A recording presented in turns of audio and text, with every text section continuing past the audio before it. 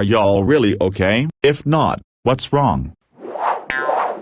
Same boat. I've read that it's a sign of poor vagal tone and a dysregulated nervous system. I'm still figuring it out and not a lot has worked for me, but listening to Alan Watts lectures have been nice for getting to sleep lately. https://b/pc1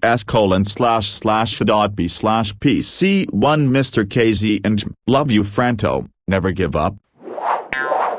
Hey, I know this may sound weird but I'm trying to help as many people as possible. I know God put me here to help people, so I'm a 16-year-old tarot reader, and I give people guidance to get themselves out of their situations. And so far my reading have been accurate, so if you need help, and truly want it can I give you a tarot reading? If you don't want one I totally understand I'm just trying to help.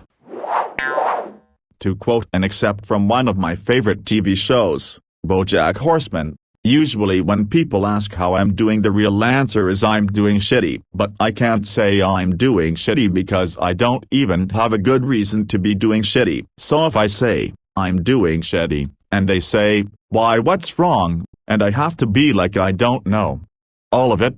So instead when people ask how I'm doing I usually say I'm doing so great. This quote pretty much sums up everything about me.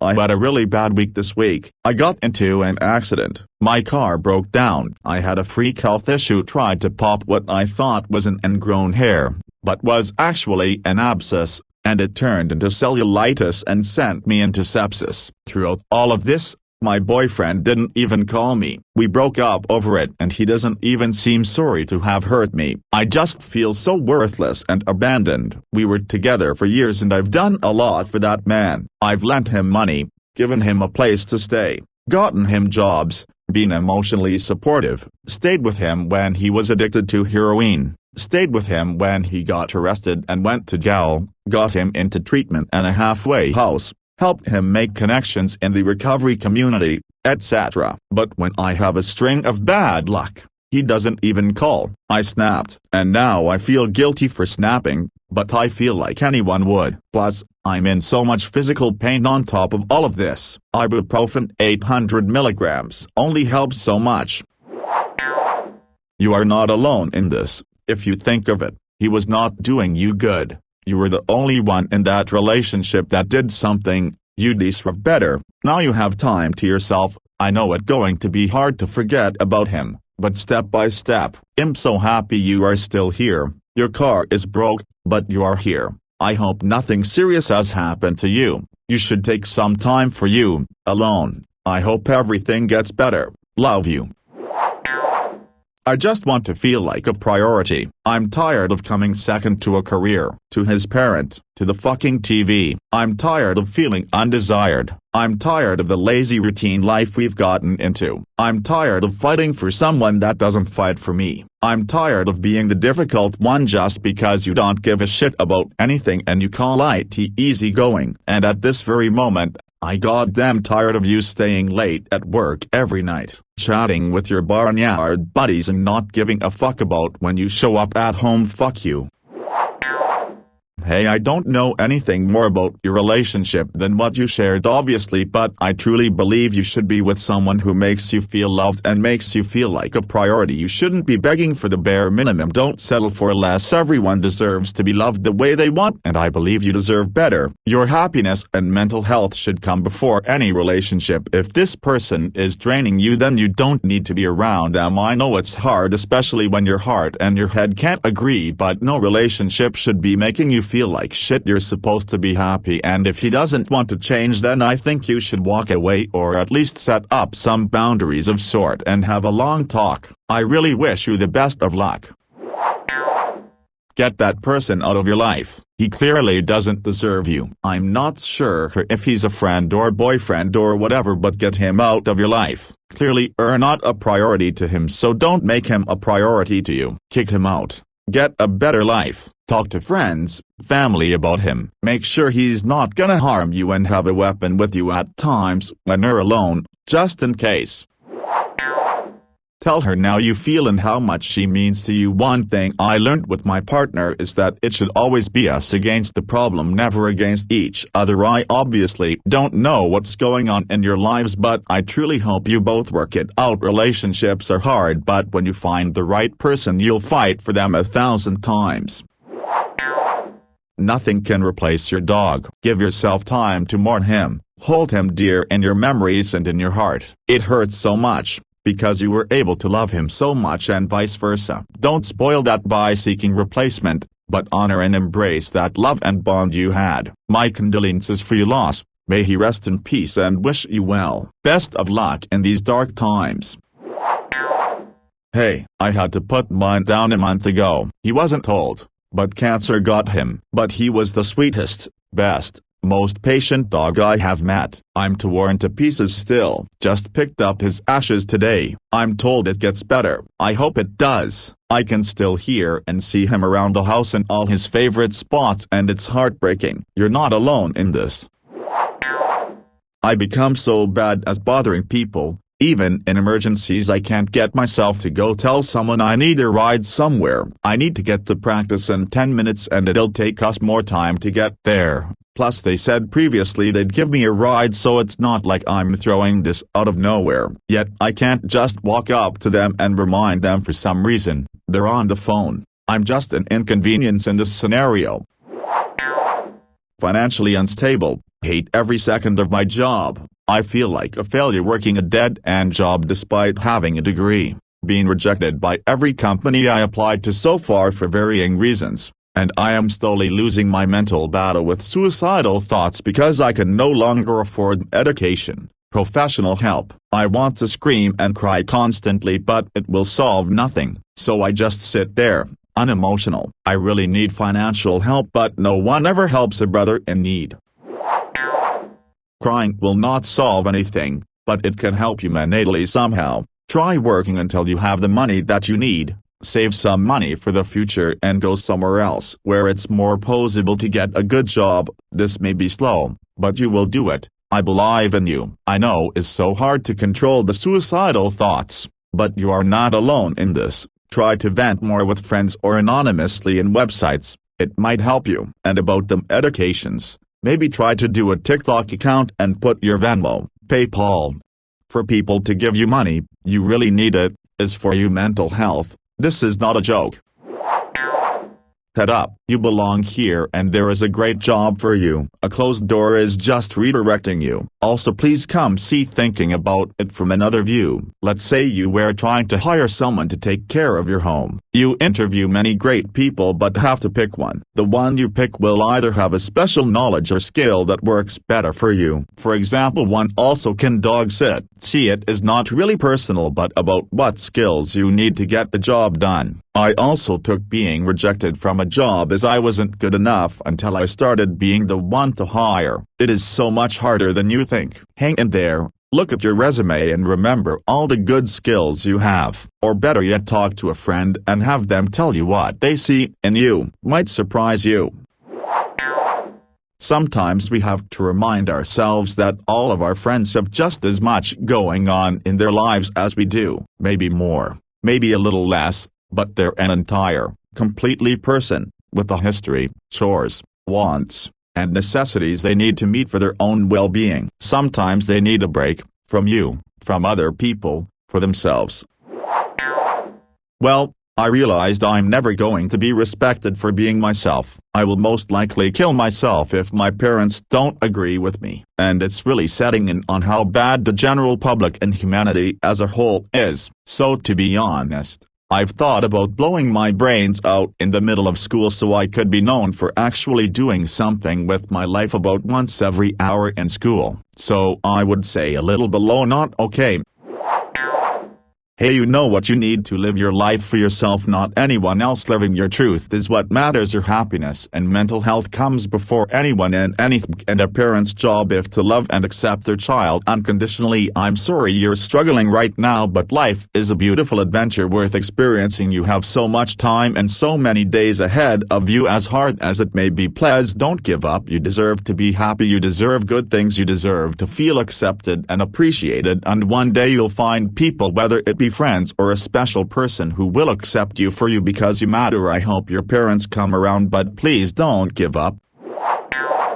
I'm okay. I live a privileged life with the roof over my head, my tummy full, and electricity that lets me type this. I think that's where my guilt starts. I just feel incomplete, like I'm not doing what I want to be doing, and it feels like everyone else has friends and looks okayish and I just look and act weird with no friends. I spend a ton of time on Reddit because I have nothing else to do. It's a loop. You have nothing to do, spend it productively. I don't wanna be productive. Okay, browse Reddit then. Well, there's nothing else to do. When I go back to school in August, I'll be tired and swamped with homework. It's like there's nothing else to look forward to. But I still go on because there's no point in ending it. Like, what's the point of that? You can die anytime. Why now? It just feels like a waste of time. I wish I could speed up time and leave my house and start college or a job. I'm tired of being stuck in the same day. It's all these stupid problems I have when there are people with no water and I took a shower for 20 minutes today. AHHH.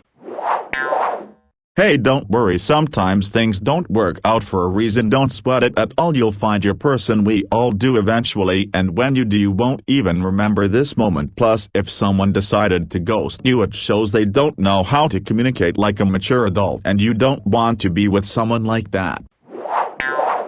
You can do something. It might not help you a lot, but you will feel like a relief. Go to somewhere you know they will not hear you, and scream. Scream all the times you want. Scream as loud as you want. I know it sounds a little bit rare, but try it. It might help you a little bit, and try to explain yourself with drawing, writing poems. You can do a lot of things to express yourself that are not talking about them. I hope everything goes better.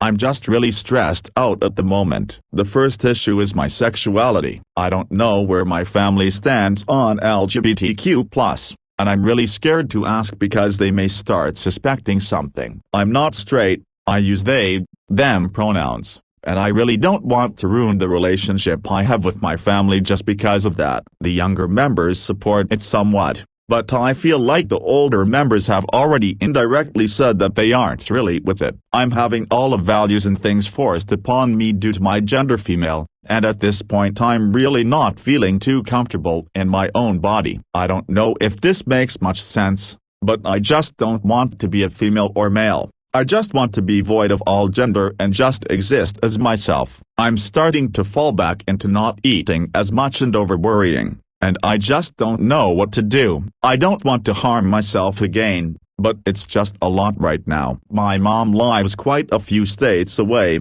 Wants me to talk to my doctor about possibly having anxiety, but I wouldn't even know how to bring that up on UGH. Schools are opening up again soon and I'm scared to talk to people. The presentations, the relationships, I just can't right now. And I am so sorry. You just asked this simple question and I'm out here ranting and tearing up over it. I'm so sorry. I'm sick of life, you know. No matter how many times I try to change myself, I end up in the same depressive hole I've put myself in. I just want to give up. I'm sick of pretending I have things under control and barely scrapping by. Bullshit from family divorce, my dog being put down last year, cutting people off and more are really taking its toll. Now I just fantasize about my death whenever I'm not preoccupied with something like gaming, working or school. Hell number. To start, the weekend of 26th and 27th of June was cursed. Before going to work, which started at noon, I went to turn on my PC and my power supply blew up. My motherboard is also dead, and at this point I only hope my CPU, RAM and graphics card have survived. After the explosion I left it there, unplugged, and went to work, from noon, paid by a coworker to cover for him up to 6 p.m., to midnight. Traded in my original shift of that day, 6 am noon, with another coworker for his 6 p.m. midnight to help him out. Since he also helped me previously, I'd go home at midnight, shower, cook something for my Sunday shift, sleep 3-4 hours and return to work at 6 a.m. Sunday, scheduled shift, to go until 6 p.m., paid by another coworker to cover for them. I'm used to that. so perfectly fine by me. Then, a sweet surprise came. There was no one available to relieve me, because one of the 3 co-workers scheduled for Sunday's midnight 6 a.m. shift was transferred to another location, and the other didn't show up. The remaining one relieved at an OT post. So, that meant I had to work 30 hours, 5 consecutive shifts straight, without any rest. I can't afford to replace the parts I need for my PC, hell, I can barely afford to pay my bills nor can save for it, because I need to buy a fridge. My friend who borrowed me hers will need it in about 2 months. I also need to replace a few parts of my phone, but can't yet afford these either. And I have no access to credit thanks to my biological father who built some debt up in my name and refused to pay it when he had the money for it because my parents had other priorities, that being a brand new, 50 inches 4K TV. I was told they would pay up, in installments, once he boarded another ship. He's a seaman, which he didn't and likely won't because he never got any additional courses and has a terrible reputation on the whole port. I live on my own, and all the stress has been making my stress eating and junk food addiction worse. Sometimes I feel lonely to the point of missing the few sweet moments, memories I had with my ex-boyfriend of years ago, who cheated on me. No. Most days are a struggle for me. I'm transgender and sometimes my dysphoria makes me suicidal. I hate myself and the only way to help it is to transition. When I transition, I'll probably lose most of my family because they hate trans people. It causes even more self-hatred to think about that, and that's on top of trying to heal from childhood narcissistic abuse and severe social anxiety. I'm trying to be better but it feels impossible and hardly worth the effort, but I'm still trying for the sake of my boyfriend and pets.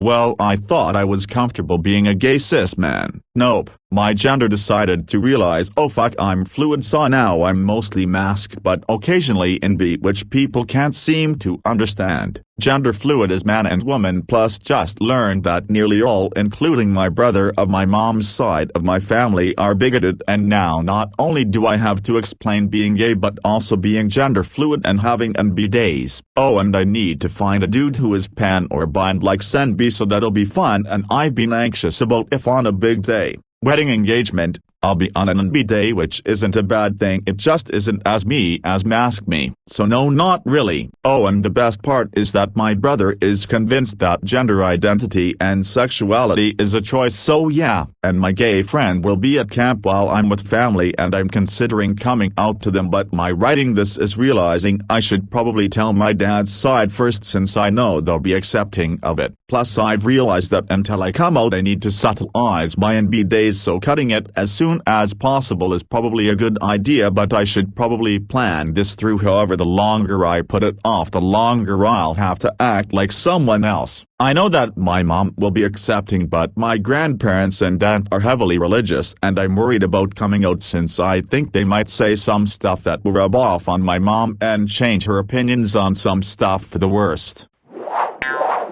I don't feel okay. I just got back from a vacation in Mexico. Before that was visiting my parents. Finally saved up enough money to buy myself some things just cause and did extremely well at a job promotion board today. Despite all of this, I have an eating disorder that overtakes my life and intense ADD/depression. No one really takes any of this seriously because I look and act normal, so when I explain it to people they think I'm being dramatic. Everything is fine and I know a lot of people have it worse, but I'm not happy and I struggle to find even an idea of what happiness would look like, especially since through the years I've really started identifying with my mental illness. Feels good to vent, so thank you. I suffer from depression, anxiety, and was abused mentally and physically when I was younger. In middle school and first 3 weeks of high school I took pills for my anxiety, and then started abusing them. I'm 16, almost 17, and I was an alcoholic, an entire bottle of whiskey every chance I got. I have been told I've recovered a lot from then. I'm off pills and alcohol, and now I smoke weed, but my anxiety is so bad that I can't really tell a girl I have feelings without having a breakdown. The one time I did, she rejected me and said best to save the good for last. Don't know what that means. It took a couple of weeks to get over her enough to not start cutting, and I'm still not fully over her, but that's what's wrong. So how are you today?